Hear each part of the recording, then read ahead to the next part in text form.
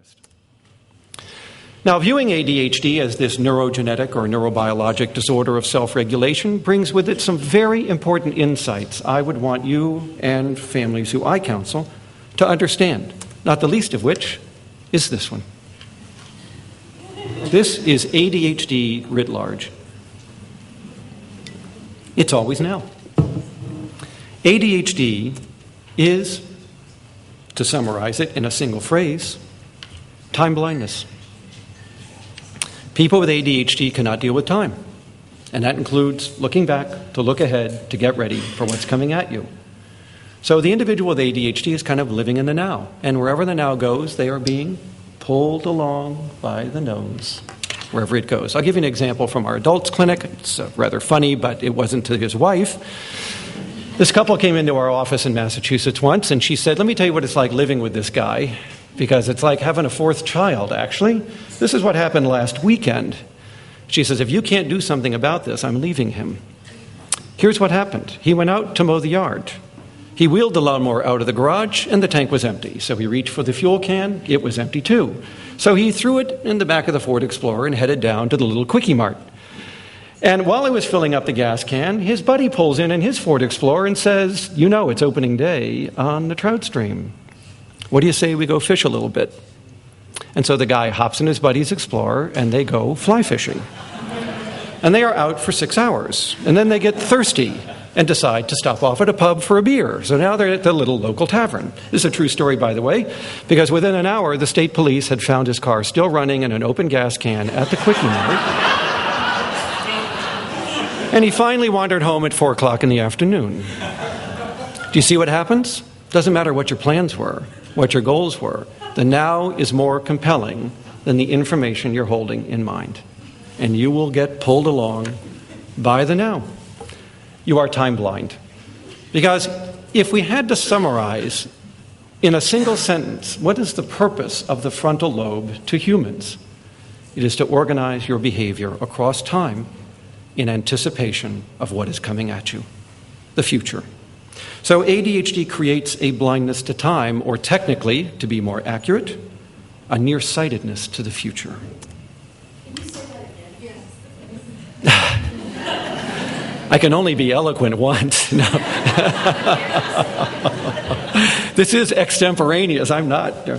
Okay, ADHD, right, is at its heart a blindness to time, or technically, to be exact, it is a nearsightedness to the future. Just as people who are nearsighted can only read things close at hand, people with ADHD can only deal with things near in time. The further out the event lies, the less they are capable of dealing with it. And this is why everything is left till the last minute, because they only deal with last minutes. That's all they perceive, that's all they deal with, that's all they organize to. And so their life is a series of one crisis after another, all of which were avoidable because people prepared. And they didn't. They weren't ready on time, in time, over time, with what they needed at that time. Note the word time. Right? So ADHD is destroying the timing and timeliness of human behavior. That is a very important thing for parents to understand. Because while a 3-year-old does not have to have a sense of time, a 30-year-old does. And one of the most devastating deficits in adult life that ADHD produces is a disruption in the fabric of time. They can't cope with it as well as others. Now, this ability to organize across time comes with the capacity to build pyramids of behavior, from little behaviors to the bigger behaviors above them to the bigger goals above them. All human behavior can be organized into a hierarchy. Think about planning a wedding. Can you imagine the hierarchy you would have to create? The decision trees, and when they would have to be done, and when you would have to book the church and get the minister and get the flowers and book the reception hall. And all of those come with little subroutines like picking up a telephone and calling your minister, right? It's the frontal lobe that allows you to organize all of those toward the single overarching purpose, the wedding. And that's what ADHD destroys. People with ADHD cannot hierarchically organize behavior. And so they are accustomed to dealing with behaviors in little fits and starts. But they can't glue those together as well as others to create the bigger goal to the bigger goal all the way up. And that's why you see a short attention span. It's not really a short attention span. It's the inability to organize behavior across time into a hierarchy. The ability to look ahead is called intention. So ADHD is actually IDD. It's intention deficit disorder, because it doesn't matter what your intentions are, you're not going to do them. So, you can head out the door for school in the morning and promise your mother that you will not be put in timeout again. You really will get it right today. You will behave yourself. You will not fight with the other kids. You will finish your work, and you mean it sincerely. But within an hour, your mother's getting the usual call that you're in timeout and that you're disruptive and they need to come and get you, right? Notice what happens. Your intentions are not the problem, and it's not insincerity. It's the inability to organize around those intentions. So ADD is really IDD. Now, I want you to understand something. Your brain can be split into two pieces. The back part is where you acquire knowledge. The front part is where you use it. The back part is knowledge. The front part is performance. ADHD, like a meat cleaver, just split your brain in half. So it doesn't matter what you know. You won't use it. You have what we call in psychology a performance disorder. Performance disorders have nothing to do with skill. You have all the skills other people your age possess, but you can't use them.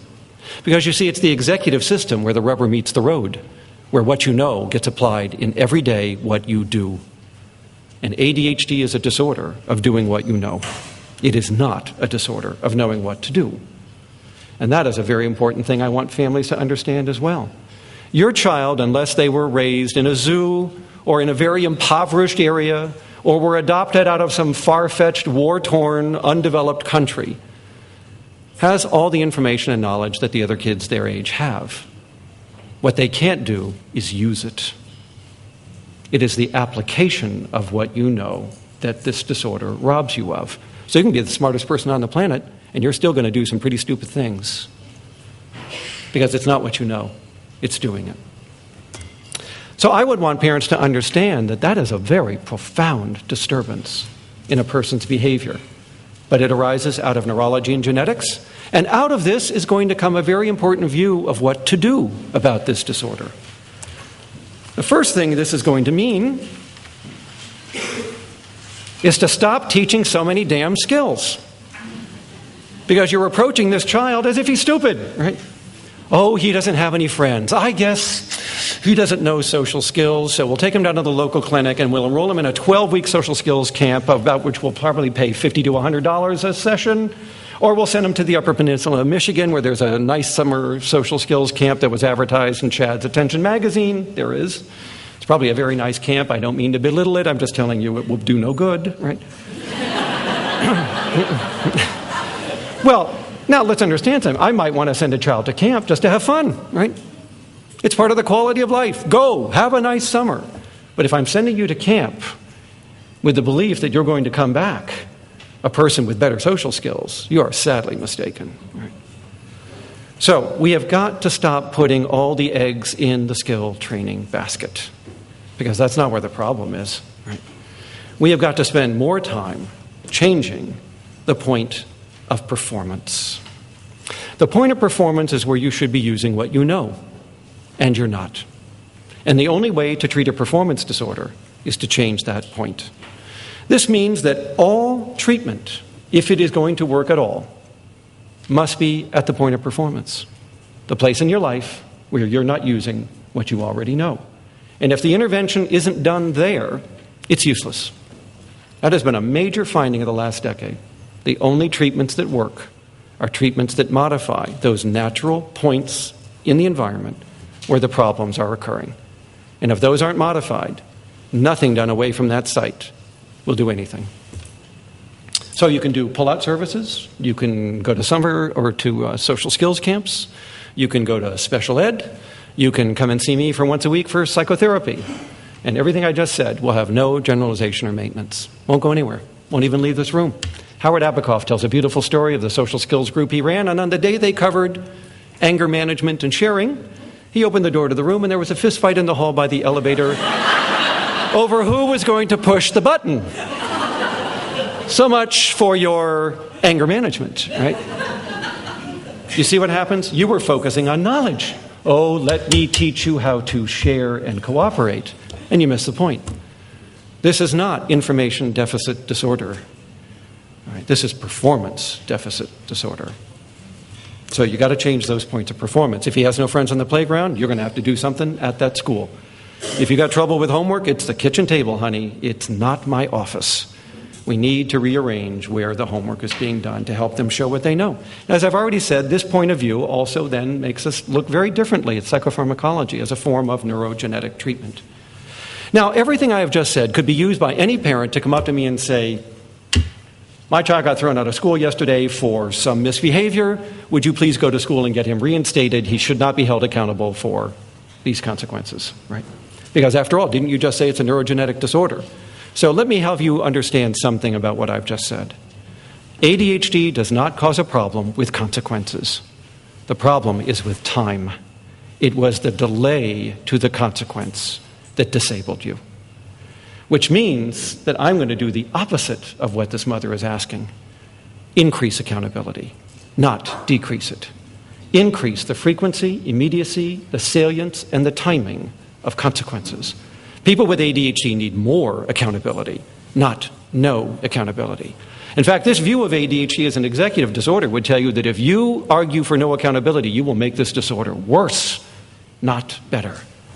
Because the problem is the delay, and all natural consequences of any importance are delayed.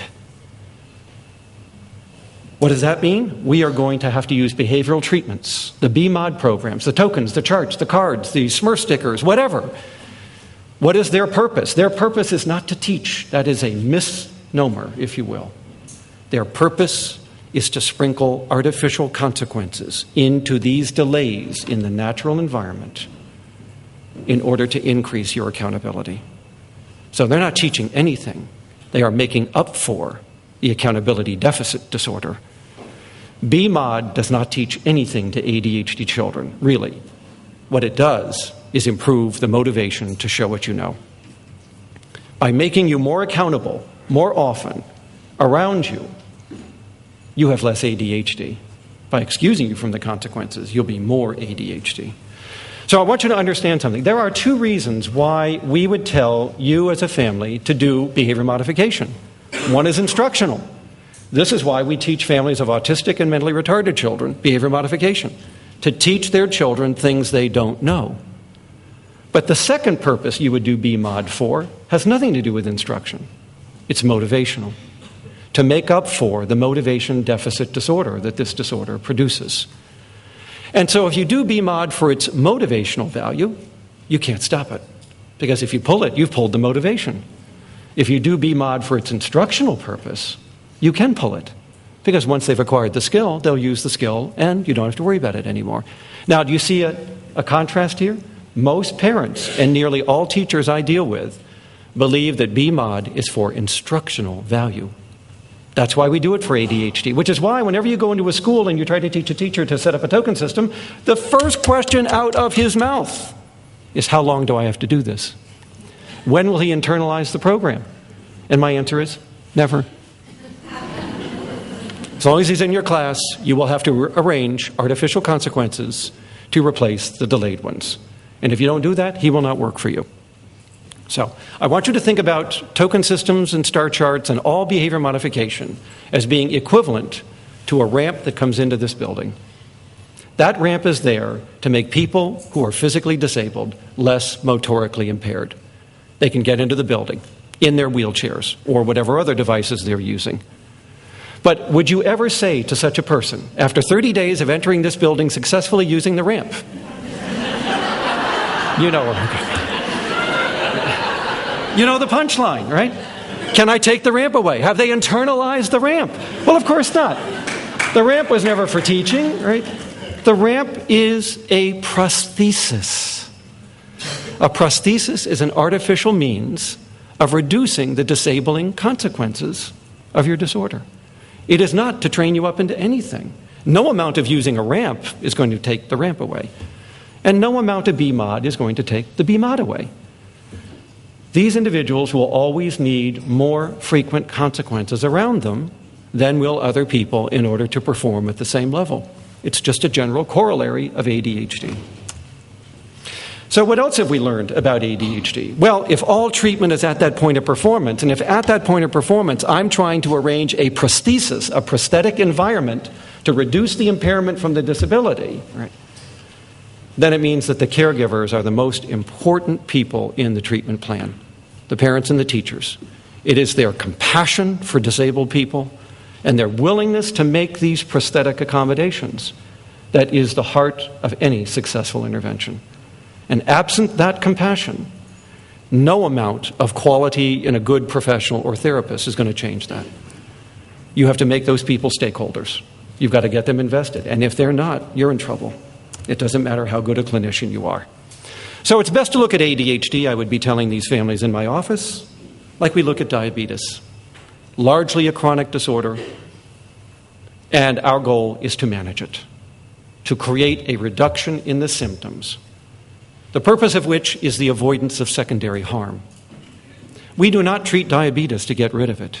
We treat it to prevent what happens to you if you don't manage your diabetes, because you will go blind, and your heart muscle will atrophy, and you are at risk for sudden death, and you will get gangrene, and you may have your toes or fingers or other appendages eventually amputated if we do not manage your insulin levels. That is what we try to prevent. But no amount of treating diabetes is ever designed to get rid of the diabetes. And I think ADHD is a very good analogy. I think we manage ADHD to prevent the secondary harms, which I'm about to show you. We don't manage ADHD to get rid of it. We manage it so that you don't experience those more heinous consequences.